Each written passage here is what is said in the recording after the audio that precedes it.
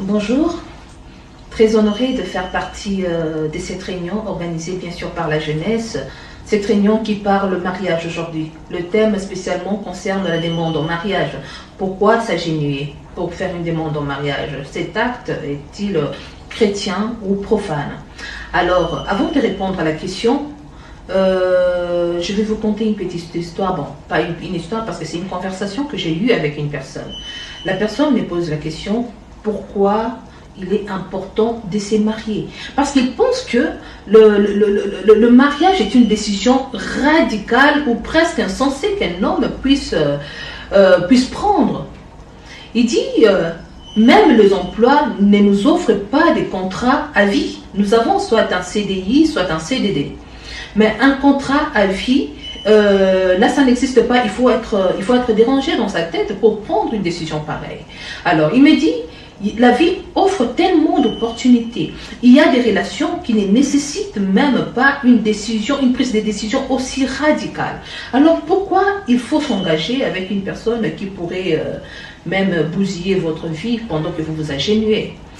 Eh bien, je réfléchis et je retourne même à l'origine des choses.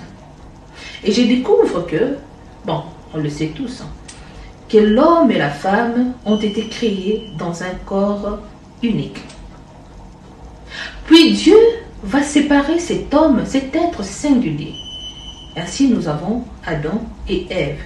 Puis Dieu va réunifier ces deux êtres au travers d'un mariage. Alors les sages pensent que dans chaque être humain, il y a une moitié d'âme. Alors, l'âme a besoin d'une complétude. C'est pourquoi l'âme est tout le temps à la recherche d'une âme sœur. N'est-ce pas que vous avez l'habitude d'utiliser ces mots, âme sœur? Mais voilà, les sages pensent que chaque être humain a une moitié d'âme à l'intérieur de lui.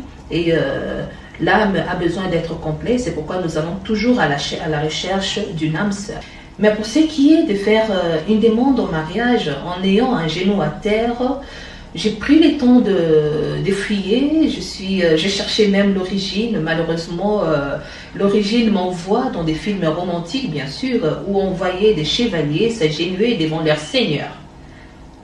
Alors, dans ces contextes-ci, moi je dirais ceci. Je dirais que ça dépend de la personne qui fait sa demande. Qu'est-ce qui se passe dans ta tête en t'agenouillant? Excusez-moi, en t'agenouillant, qu'est-ce qui te traverse l'esprit? Si pour toi, c'est un signe d'humilité, je dirais bravo. Parce que dans l'amour, nous trouvons l'humilité. Si pour toi, si tu penses que tu es trop grand et que ta femme est petite et que tu as envie au moins une fois la regarder en plongée, je dirais, bah pourquoi pas, peut-être que ça sera l'unique occasion où tu verras ta femme en plongée. Bah bravo, fais-le. Mais si pour toi, c'est un acte de soumission, je dirais non, parce que c'est à la femme de se soumettre, parce que toi, tu dois aimer. Mais la femme doit se soumettre.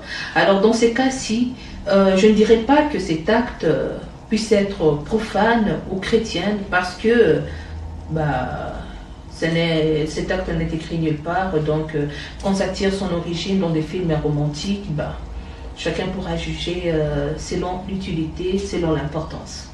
Que Dieu vous bénisse.